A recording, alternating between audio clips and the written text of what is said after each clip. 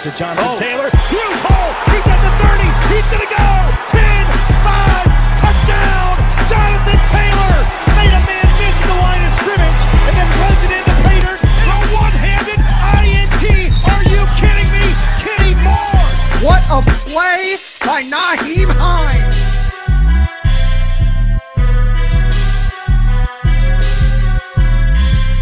Horseshoe is back, baby. The horseshoe is back. What's going on, Colts Nation? Welcome back to another episode of the Bring the Juice Colts podcast. Cody Felger here. Mr. Lawrence Owen, Colts Law himself, here with me. Lawrence, how you doing, my friend? I'm doing great, man. How was your day, man? I had a wonderful Father's Day. I hope everyone out there had a good Father's Day as well.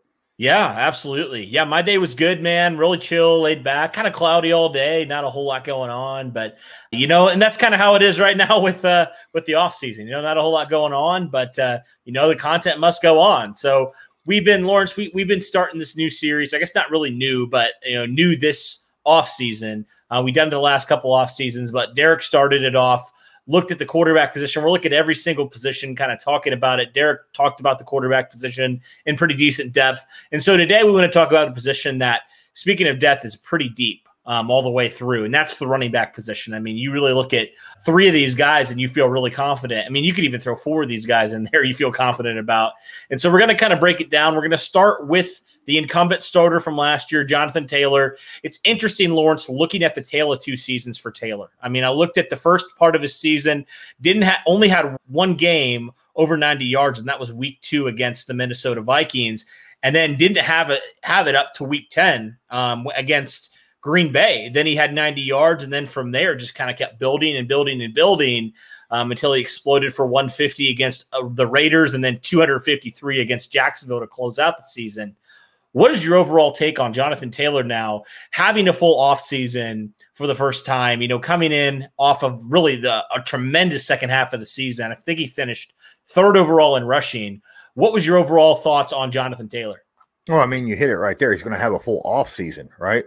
I mean, last year there was not a full offseason. He was, freshly drafted. Wasn't expecting to be a starter, sitting behind Marlon Mack, they expected, or maybe carry 50-50 somewhere around in there.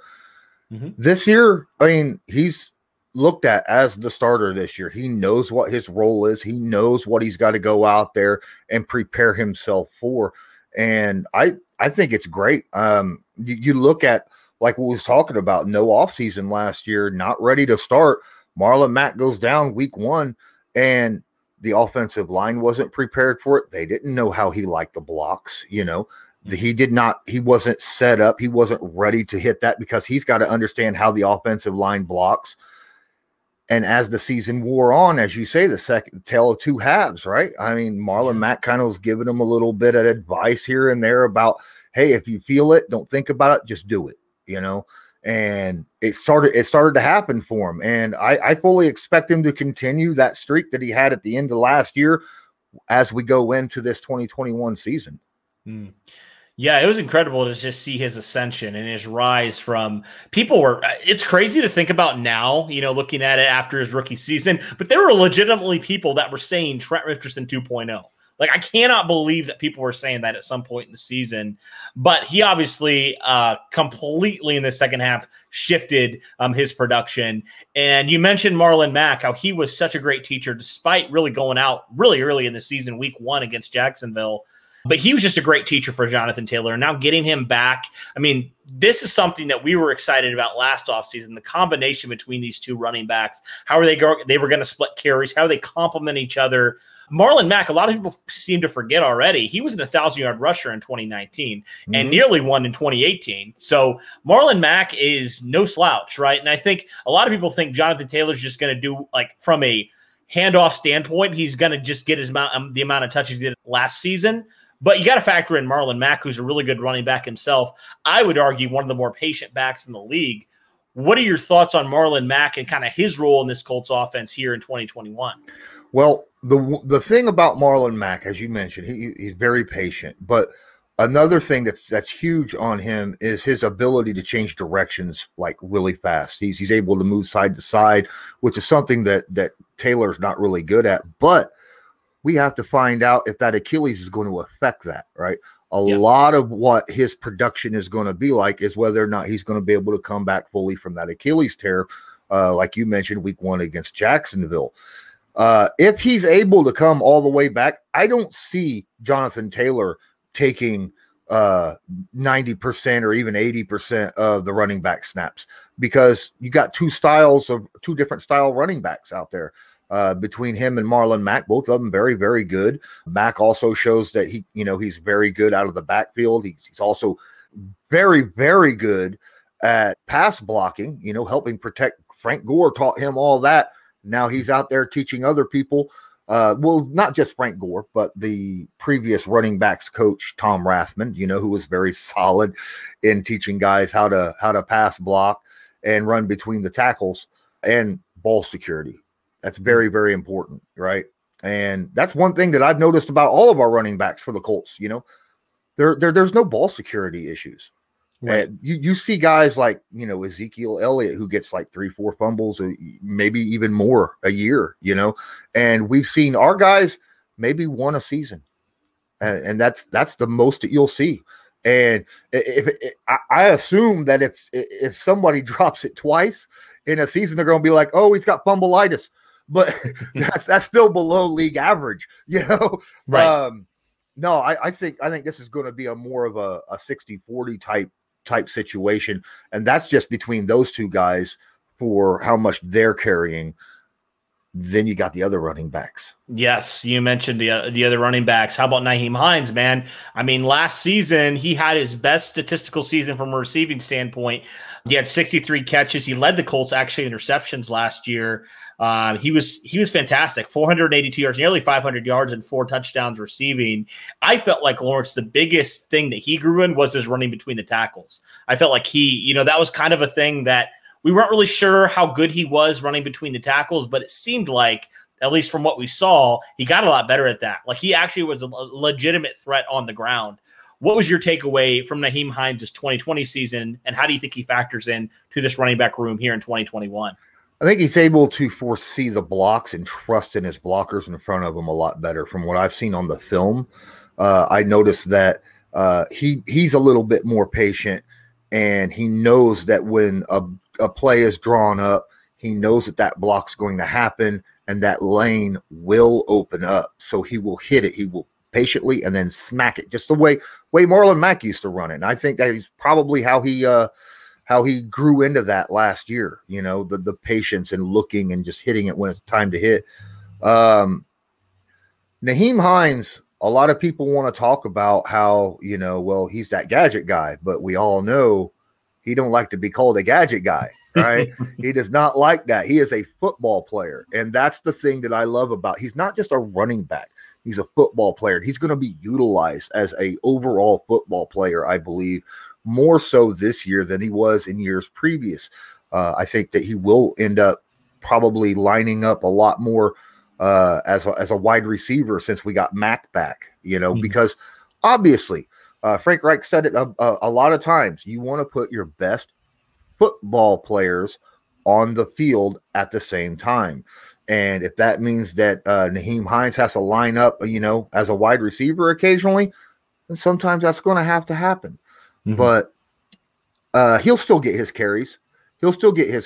I mean, come on. That's the great thing about having so many great running backs in this stable, is the fact that they can split these up. You won't see much of a loss in production between the three, and that'll keep them healthy and fresh, not only throughout a game so that later in the game they're breaking off monster runs, but later in the season. You gotta remember, this is a 17-game season we're going into.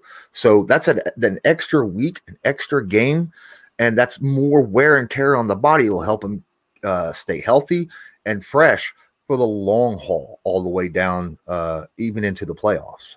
Yeah.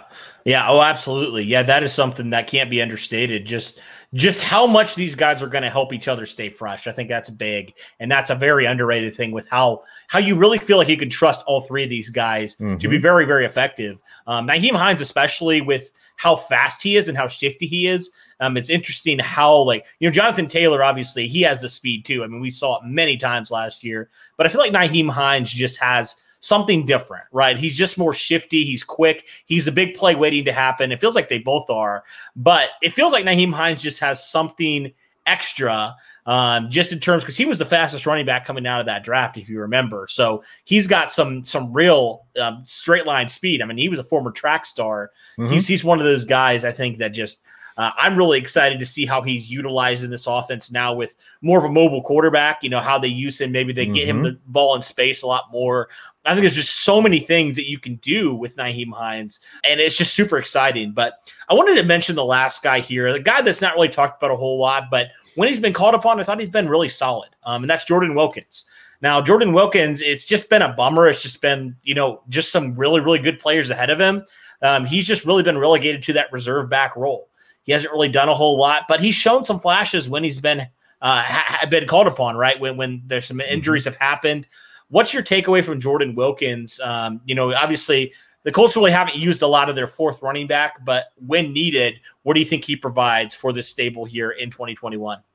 See, I think he's like all four of these running backs are completely different. You got the power speedster in Jonathan Taylor, Marlon Mack. You kind of a well-rounded running back, a guy who's got some quickness, got some moves, able to take it between the tackles and run with power. Then you got Nyheim Hines, who is accelerates very, very quickly, very nimble, tough to bring down in the open field. And then you got Jordan Wilkins, a guy who doesn't make those massive cuts like you would see from Marlon Mack or Nyheim Hines. His cuts are very, very light, very just slight, but just enough to where a tackler is not able to get a full hit on him. He ends up being just trying to arm tackle him, which he's able to power through really, really well. And it shows very well. His first 2 years, he led the NFL, all running backs that had 50 carries or more. Those first 2 seasons that he was in the league, he led them all in average yards per carry for his first 2 seasons in the NFL. Last year was a different story. I think it was a bad situation for him. Marlon Mack went down. Phillip Rivers was out there, did not see. He was still kind of getting used to the guys, right? You had injuries with Paris Campbell. You had injuries with Michael Pittman. So he couldn't really throw the ball around too much. So teams knew the Colts were going to run the football. And when it was Jonathan Taylor or Jordan Wilkins, those first 6 weeks, teams were just focused on stopping the run. And that really hurt his average and all the running backs' average during those weeks. But you're right. Wilkins is he's a very good running back. I don't expect him to stay here past his rookie season. I expect that if he continues to show that he's productive, he'll probably get an offer from another team. So maybe not a massive, like $10 million offer, but he might get a $4 or $5 million offer from somewhere to be one of those 1-2 punch type running backs. Yeah, I mean, I think you look at a lot of teams that could use a Jordan Wilkins right now. Like, he is that good that you feel like he could be maybe not a starter, but he could definitely get some more playing time with other teams. So, definitely. I mean, man, if Jordan Wilkins was playing on the Bills last year, that'd be a scary team because they had no running backs worth a darn, right. And Jordan Wilkins can run the football and he can pass block. Boy, it would have been nice if I know this is a Colts thing, but I mean, if the Bills had a running back that could pass block for Josh Allen, that'd be even scarier. Yeah, who knows? But I'm glad that he's not on their team right now. No, we'll take him for another year.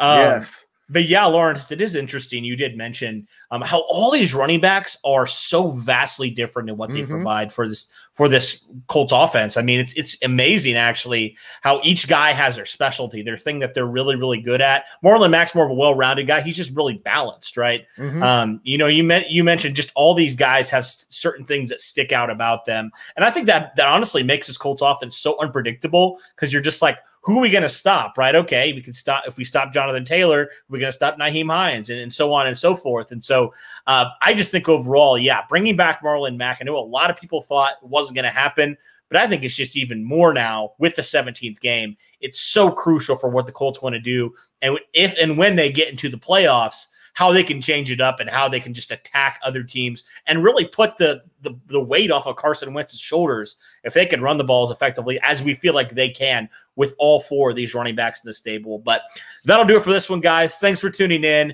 Really appreciate it. Lawrence, as always, thanks for coming on, man. It's always a good conversation. Yeah. Thank you guys for listening. And as always, go Colts.